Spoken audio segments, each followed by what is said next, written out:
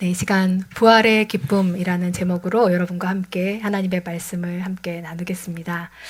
여러분, 영광스러운 기쁜 부활의 아침이 밝았습니다. 우리 옆에 분들하고 함께 인사했으면 좋겠는데요. 예수님 부활하셨습니다. 축하합니다. 하고 인사해 볼까요? 예수님이 부활하셨습니다. 축하합니다.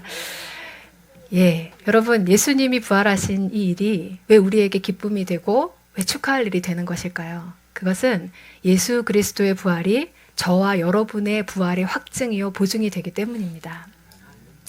여러분, 예수님의 부활을 한번 생각해 봅시다. 부활이라는 것은 반드시 그 전제에 죽음이 있어야 합니다. 죽음이라는 이 선행되는 사건이 있지 않고는 다시 살아남이라는 일이 일어날 수 없으니까요. 그렇다면 우리 예수 그리스도께서 왜 죽음을 당하셔야 했죠? 본인의 당사자의 문제 때문에 죽음을 당하신 것이 아니라 저와 여러분을 위한 죽으심이었습니다.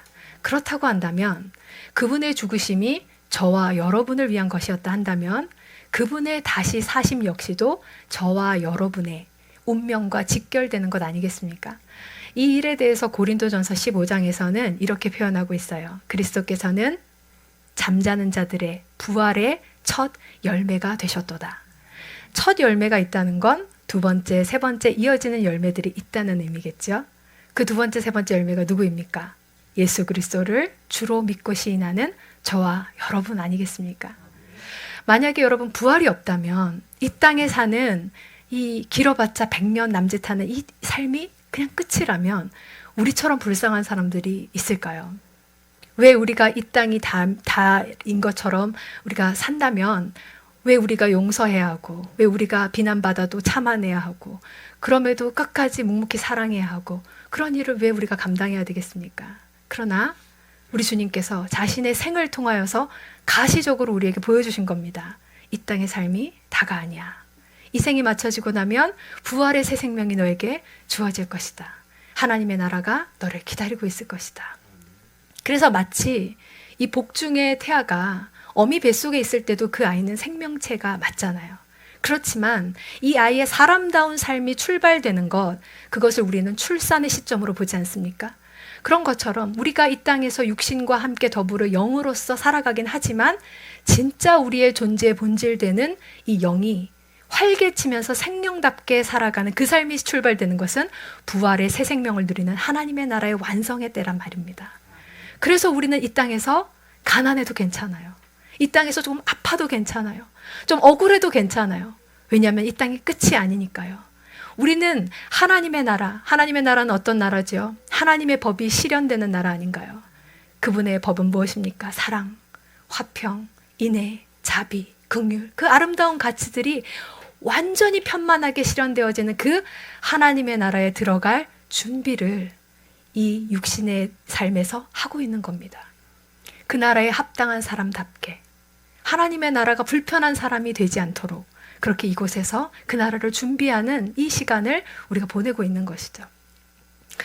그런데 안타깝게도 저는 많은 크리스천들이 교리로서는, 지식으로서는 이 부활의 생명을 내가 받은 사람이다 알고 있지만 실제적인 부활의 기쁨, 그 생명력을 누리지 못하고 사는 경우를 참 많이 보는 것 같습니다. 마치 부활을 전혀 믿지 않는 이 땅의 삶이 다인 것처럼 살아가는 세상 사람들과 크게 다를 것 없이 그렇게 이 땅의 일에 일희일비하고 이 땅에서 좀 더 가지는 것, 좀 더 높아지는 것, 거기에 목표를 두고 달려가다 생을 마치는 그런 교인들을 저는 많이 보았습니다. 사실 그러한 교인들의 모습이 오늘 본문에 기록되어 있는 것 같아요. 오늘 부활의 첫 증인이라고 하는 여인들의 모습, 그리고 막달라 마리아를 통해서 부활의 소식을 전해 들었을 때 반응했던 제자들의 모습 말입니다. 먼저 여인들의 이야기가 나오는데요. 여인들이 예수님을 사랑했어요. 평상시에 주님을 늘 따랐고요. 그래서 예수님의 시신이라도 수습하고자 이제 향품을 들고 무덤을 찾았습니다.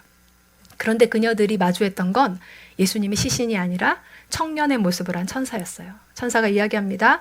예수 그리스도께서 여기 계시지 아니하니라. 그분은 다시 살아나셨다. 그런데 이 이야기를 들었을 때 그녀들의 반응이 너무너무 경악하는 반응인 거예요. 마치 이런 일은 한 번도 생각해 본 적이 없다는 듯이, 이런 말을 주님의 입 밖에서 낸 것을 들어본 적이 없는다는 듯한 반응을 보입니다. 이후에 예수님께서 부활하신 부활체로서 현현하셨을 때 제일 먼저 만나게 된 사람이 바로 막달라 마리아인데요. 그 막달라 마리아를 통해서 주님이 정말 살아나셨어요, 제가 봤어요 라는 그 증언을 들었던 제자들 역시도 그 말을 듣고도 믿지 아니하니라 라고 오늘 본문에서 기록하고 있죠. 자, 그렇다면 우리는 이런 질문을 던질 수 있습니다. 이들이 왜 이렇게 예수님이 부활할 리가 없다고 확신에 가득 차 있었던 것일까요? 진짜 예수님이 그들과 함께 지내던 공생의 기간 동안 단 한 차례도 내가 십자가에서 죽을 것이고 3일 만에 부활할 것이다 라는 이야기를 들은 적이 없기 때문일까요? 그렇지 않습니다. 여러분께서 좀 시간을 내셔서 공관복음서 마태, 마가, 누가복음을 읽어보시면 아시겠지만 적어도 3회 이상 예수님께서 내가 죽을 것이고 3일 만에 다시 부활하리라 라는 말을 은유나 비유의 표현이 아니라 아주 정확한 딕션으로 팩트 그 자체를 선포하셨습니다. 그러면 참 이상한 일 아니겠어요? 주님은 말씀하셨고 들은 이는 없고, 만약 정말 그들이 주님의 말씀을 진지하게 듣고 반응했다면 주님의 그 십자가 죽음 앞에서 가슴은 아팠겠지만, 죄스러웠겠지만, 그러나 3일 뒤면 이 주님 다시 만날 수 있어 라는 부활의 소망 가운데 주님을 기다리지 않았겠습니까? 그러나 누구도 부활의 소망 가운데 주님을 기다리지 않고 다 뿔뿔이 흩어졌습니다. 왜였을까요? 말한 자는 있는데 들은 자는 없는 이 이상한 일은 어떻게 일어난 것일까요? 저는 이 부분에 대한 답을 지난주 여러분과 함께 나눴던 설교의 내용의 같은 맥락으로 말씀드리고 싶어요. 여러분, 사람은 보는 걸 믿고 듣는 걸 믿는 것 같지만 사실 믿는 만큼 보고 믿는 만큼 듣습니다. 제가 지난주에 이 12정탐꾼들, 이 가나안 땅을 이 목전에 두고 주님께서 이스라엘 각 지파들의 수령들을 이제 정탐꾼들로 세우셔서 12명의 정탐꾼들이 40일 동안 그 땅을 돌아보고 와서 보고한 사건을 여러분과 함께 나눴었는데요. 두 패로 나누어졌었죠. 한 그룹은 그 땅은 우리가 절대로 차지할 수 없는 땅이다, 부정적인 보고를 내어놨습니다. 절대 다수 12명 중에 10명이었습니다. 그리고 다른 한쪽 여호수아와 갈렙 딱 두 사람만이 아닙니다, 그 땅은 능히 우리가 취할 수 있는 땅입니다, 긍정적인 보고를 내어놓았습니다. 똑같은 땅을, 똑같은 상황을 앞에 두고 이들의 전혀 다른 해석이 어떻게 일어날 수 있었던가를 우리가 함께 다뤘었는데요. 먼저 10명의 정탐꾼들의 논리는 이러했습니다. 그 땅 가보니까요, 정말 젖과 꿀이 흐르는 땅 맞던데요. 얼마나 땅이 좋은지 포도송이 하나가 막 팔뚝만해서 그거 드는데 2명이 어깨에 메고 와야 됐습니다. 그곳에서 나는 소산물이 얼마나 실하고 튼실한지 그걸 먹고 사는 사람들이 우리랑은 비교할 수 없는 기골이 장대한 거인들이더이다. 우리가 그 거인들 어떻게 상대해서 이길 수 있습니까? 우리는 절대 그 땅 못 들어갑니다. 이게 그들의 논리였어요. 그런데 똑같은 상황을 보고 두 사람은 이런 논리를 가졌습니다. 그들에게는 믿음이 있었거든요. 이 땅을 주마라고 말씀하신 하나님에 대한 믿음을 가진 그들의 눈에는 이 땅에 대한 해석이 전혀 다르게 되었어요. 그들은 말했습니다. 예, 그 땅 정말 젖과 꿀이 흐르는 땅 맞던데요. 야, 하나님은 진짜 신실하신 분이구나 확인할 수 있었습니다. 그냥 너 놀고 있는 땅, 폐허 같은 땅, 그런 땅을 우리한테 주시는 게 아니라 약속하신 대로 젖과 꿀이 흐르는 비옥한 옥토를 우리한테 주시려고 하셨구나, 그걸 확인할 수 있었습니다. 그런데 자세히 들여다보니까 그 땅이 다른 어떤 우리가 이제까지 보았던 땅과는 비교할 수 없이 옥토가 될 수밖에 없던 이유를 알겠던데요. 거기 가보니까요, 거인들이 살더라고요. 저와 여러분 같은 보통 인간들이 10번 가래질해도 그 사람들 한 번 괭이질하면 끝날 것 같은 그런 기골이 장대한 신장이 큰 사람들이 이 노동력을 창출하는 이 일꾼으로 하나님께 기용되어 있더라고요. 그래서 우리는 알게 됐죠. 하나님이 세계 어디에도 찾아볼 수 없는 놀라운 이 능력 있는 사람들을 우리를 위해서, 우리한테 좋은 최상의 땅을 주시기 위해서 이 사람들을 고용하셨구나. 우리가 이 하나님 믿고 올라가지 않으면 누구를 믿고 올라간단 말인가? 여러분, 전혀 다른, 믿는 만큼 보이는 것이잖아요. 예수님이 말씀하셨는데 여인들도 제자들도 그 말이 들리지 않았던 이유는 그들에게 예수 그리스도에 대한 믿음이 없었기 때문입니다. 조금 더 구체적으로 이야기하면 그들이 정말 하나님의 아들 메시아 예수 그리스도께서 무엇을 목적으로 하여 이 땅에 오셨고 그리고 그분이 이루고자 하는 그 원대한 비전이 무엇인지 전혀 관심이 없는 채 자기가 그리는 이 스케치한 예수의 상이 있었던 거예요. 난 예수님이 이런 분이셨으면 좋겠어. 내가 믿는 메시아는 이런 모습이어야 해. 그들은 그 예수님을 따라다니면서 자기 마음속으로 그린 또 다른 하나의 형상을 품고 그토록 확신에 차서 그분을 따랐던 겁니다. 그들이 바라본 예수 그리스도의 상이 어떤 것이었는지 우리가 성경을 통해서 한번 확인하기 원하는데요. 마가복음 10장 35절에서 37절 말씀 우리 한 절씩 같이 합독하겠습니다. 시작. 세베대의 아들 야고보와 요한이 주께 나와 여짜오되 선생님이여 무엇이든지 우리가 구하는 바를 우리에게 하여 주시기를 원하옵나이다. 이르시되 너희에게 무엇을 하여 주기를 원하느냐 여짜오되 주의 영광 중에서 우리를 하나는 주의 우편에 하나는 좌편에 앉게 하여 주옵소서. 아멘. 자, 여러분, 제자들은 예수 그리스도를 다분히 정치적인 메시아로 해석했습니다. 지금 이스라엘의 상황 자체가 그렇잖아요. 로마의 압제에 있는 식민지의 상황입니다. 그러니까 우리가 지금 저 로마가 가지고 있는 저 자리를 탈환해서 전 세계를 제패하는 강력한 왕권을 지닌 예수 그리스도의 이 옆에 있는 그런 강력한 신하로서 나는 좌의정, 너는 우의정. 우리 같이 한 자리씩 하면 좋겠다. 이런 그림을 갖고 있었던 거죠. 그런 그들에게 예수 그리스도의 죽음은 말도 안 되는 시나리오입니다. 있어서는 안 되는, 일어나서는 안 되는 일이에요. 그러니까 내가 죽겠다고 얘기해도 그 말이 안 들리는 거예요. 내가 믿고 싶은 대로. 아니요, 주님, 그러실 수 없습니다. 죽음을 인정하지 않는데 어떻게 부활이 믿어지겠습니까? 그 다음 이야기는 전혀 그들에게 머릿속으로 그려지지 않는 스토리일 수밖에 없는 것이죠. 사랑하는 성도 여러분, 저는 많은 분들이 하나님께서 나에게 분명하게 말씀하시면 내가 그 말씀에 순종할 텐데 내 일상 가운데 말씀을 들려주지 않으시니까 내가 그렇게 순종을 못하는 거예요 라는 얘기를 들어봤습니다. 근데 저는 그거 아닌 것 같아요. 먼저 주님께서 내 생각과 다른 어떤 이야기를 하시던 간에 주께서 말씀하시면 듣겠나이다라는 마음의 자세가 필요합니다.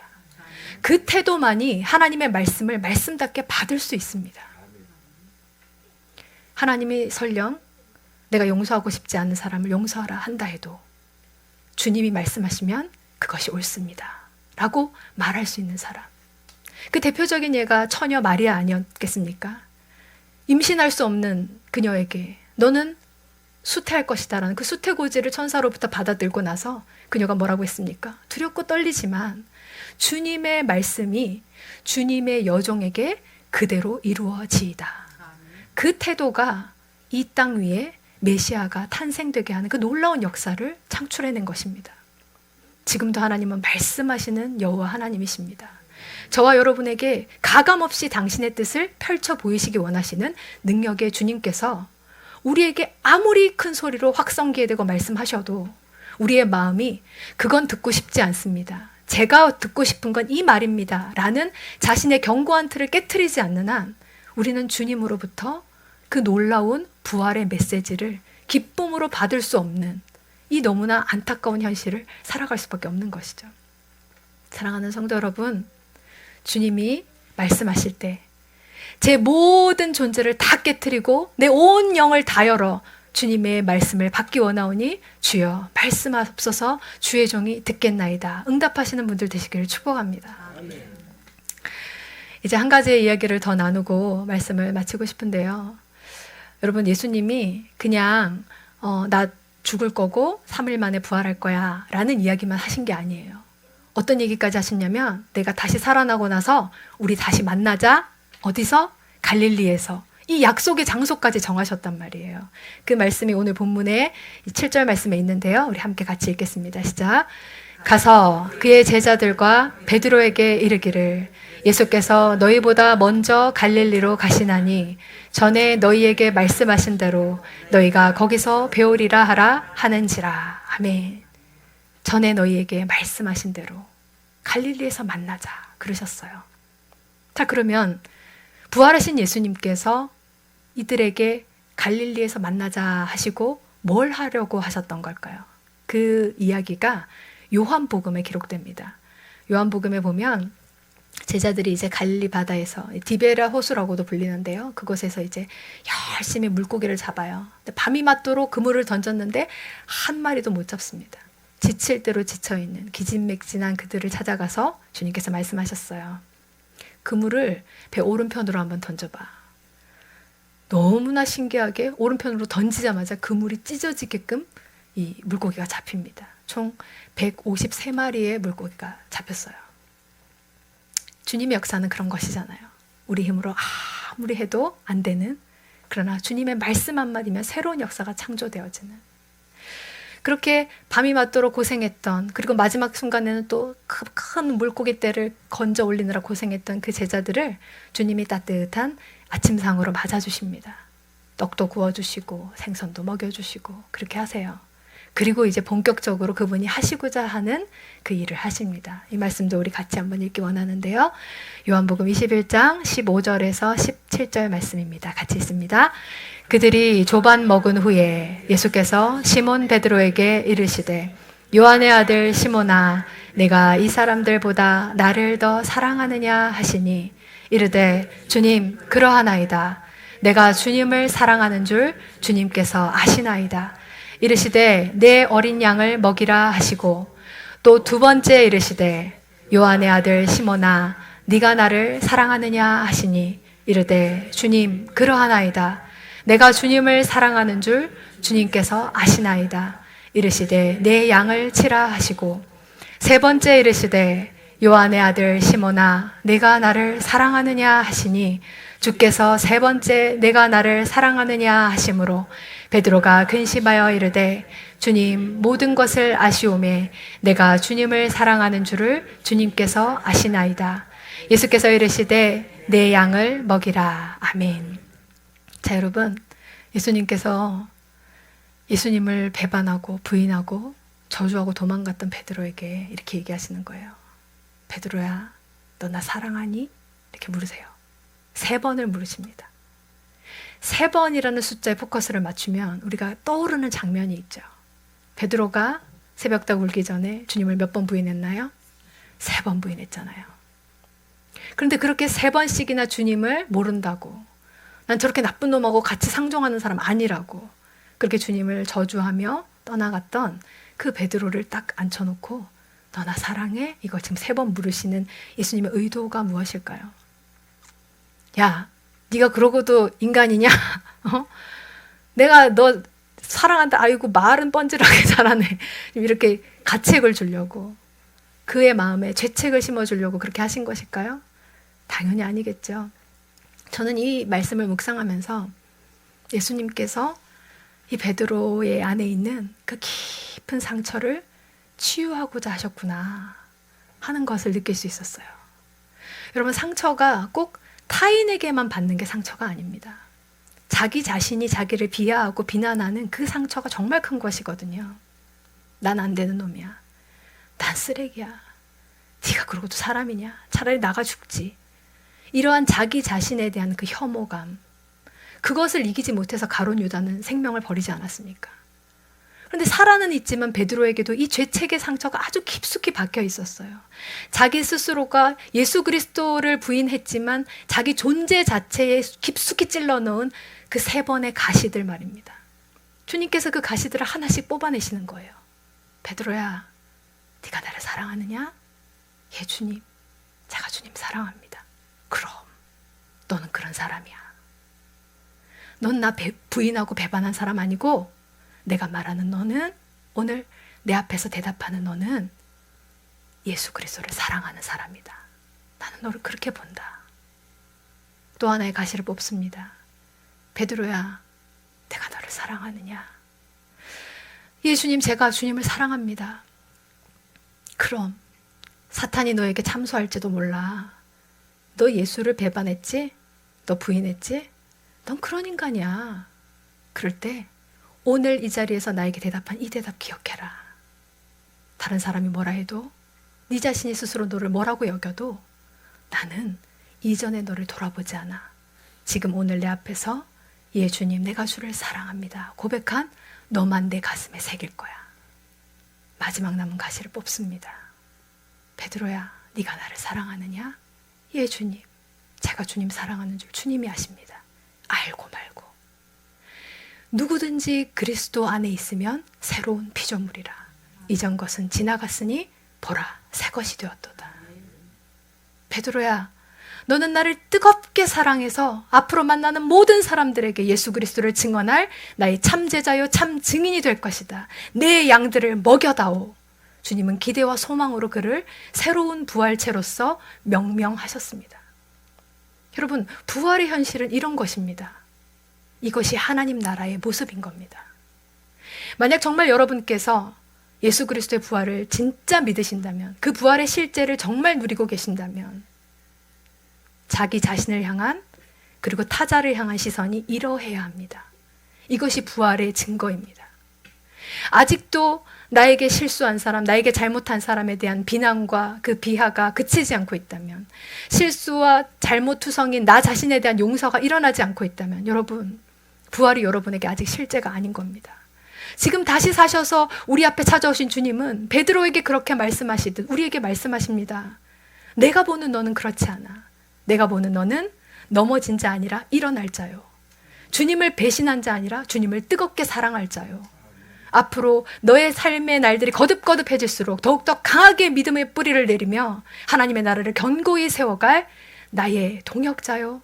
나의 사랑하는 백성이요. 내 참 사랑의 주인공인 내 자녀다. 말씀하시는 이 음성 앞에서 여러분이 믿음으로 반응하실 수 있다면 그것이 여러분의 지금 현재의 삶을 놀라운 부활의 새 생명 가운데 하나님의 나라를 선취하는 삶으로 이끌 줄 믿습니다. 사랑하는 하분교회 성도 여러분, 부활의 아침이 밝았습니다.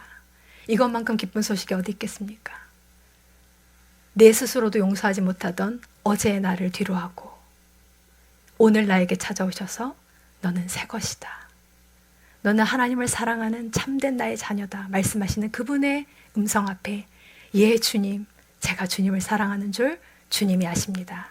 그렇게 여러분의 온 삶을 들여서 고백하실 수 있는 여러분들 되시기를.